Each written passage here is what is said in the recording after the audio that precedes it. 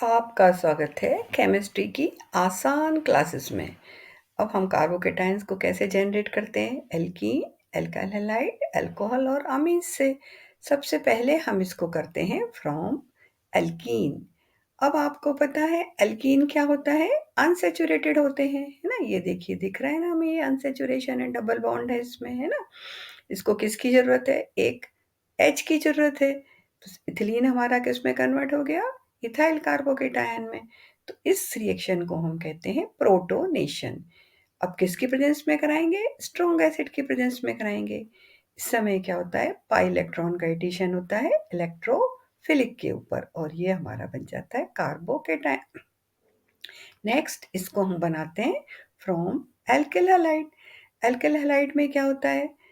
Halides जो होते हैं वो ज़्यादा इलेक्ट्रोनेगेटिव होते हैं, तो इनके शेयर के इलेक्ट्रॉन पेयर को अपनी ओर खींच लेते हैं और एल्किल हैलाइड को क्या कैसे बना देते हैं? सेमी पोलर, है ना?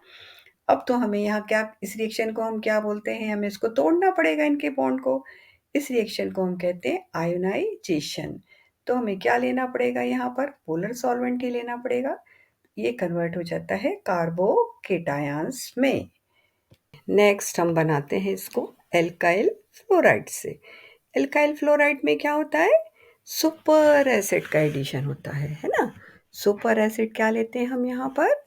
एंटीमनी पेंटा फ्लोराइड। देखिए, एंटीमनी पेंटा फ्लोराइड है ये इसका फ्लोराइड ले लेगा और इसको कन्वर्ट कर देगा केटायन में और क्या बन जाएगा हमारा? Antimony hexa fluoride. अब नेक्स्ट हमारा आता है अल्कोहल, है ना? इसका हम क्या करते हैं? अल्कोहल का पहले प्रोटोनेशन कराते हैं, फिर उसका डिहाइड्रेशन करा देते हैं, क्योंकि इसमें वाटर जो है बनता है, वाटर एक अच्छा लीविंग ग्रुप होता है ना?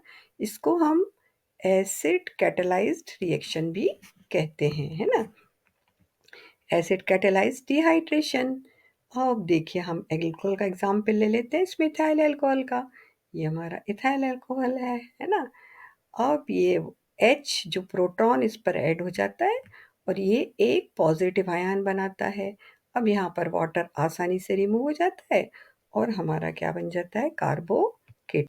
कार्बोकेटायन बन जाता है यहाँ पर, है ना? अब नेक्स्ट हम बनाते हैं इसको प्राइमरी अमीन से।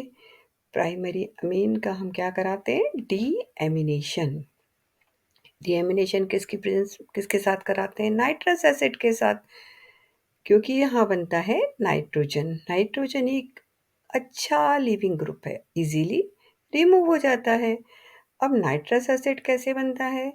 हम जब सोडियम नाइट्राइट और HCl का रिएक्शन कराते हैं तो बनता है नाइट्रस एसिड। ये नाइट्रस एसिड प्राइमरी अमीन पर रिएक्शन करता है और बनाता है डाइजोनियम आयन। यहाँ से नाइट्रोजन बहुत इजीली रिमूव हो जाता है, हमारा बन जाता है कार्बोकेटायन। और हम कुछ भी ले सकते हैं, CH3 C2H5, है ना? एरिल ग्रुप भी ले सकते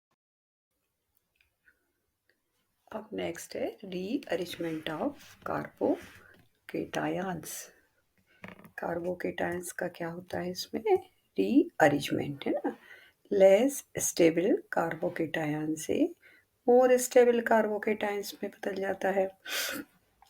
ये जो होती है वो कार्बोकेटायंस की टेंडेंसी होती है।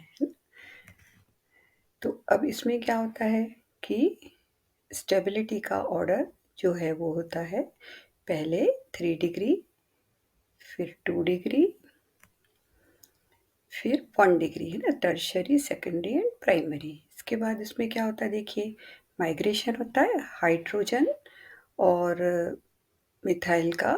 ये अपना अपना लोन पेयर ऑफ इलेक्ट्रॉन ले लेते हैं और पास वाला जो कार्बन एटम होता है जिसके ऊपर प्लस चार्ज होता है उस पर माइग्रेट हो जाता है, इसलिए इसको हम कहते हैं 1-2 शिफ्ट। अब आप एग्जाम्पल देखिए, ये दिख रहा है ना? CH3 CH2 प्राइमरी है, ये 1 डिग्री, है ना? इसमें 1-2 हाइड्रोजन शिफ्ट होता है और ये बन जाता है हमारा 2 डिग्री। सेकेंडरी कार्बोकेटायंस में स्टेबल कार्बोकेटायन। अब ये नीचे का एग्जाम्पल देखिए, इसमें हमने मिथाइल को ब्लू से शो किया हुआ है, ये है 1 डिग्री, इसमें CH2 पर प्लस चार्ज है। अब यहाँ होता है 1-2 मिथाइल शिफ्ट, इसलिए हम इसको ब्लू से शिफ्ट किया हुआ है, मिथाइल ग्रुप शिफ्ट हो जाता है CH2 की तरफ और किस में कन्वर्ट हो जाता है ये? टर्शियरी कार्बोकेटायंस में कन्वर्ट हो जाता है। तो ये हमारा 1 डिग्री 3 डिग्री में कन्वर्ट हो गया। ये देखिए स्टेबल कार्बोकेटायंस। ये देखिए, अब आपको मज़ा आया ना इस करने में, समझने में ना? यदि आपको अच्छा लगा हो तो चैनल को सब्सक्राइब करिए और लाइक करिए। थैंक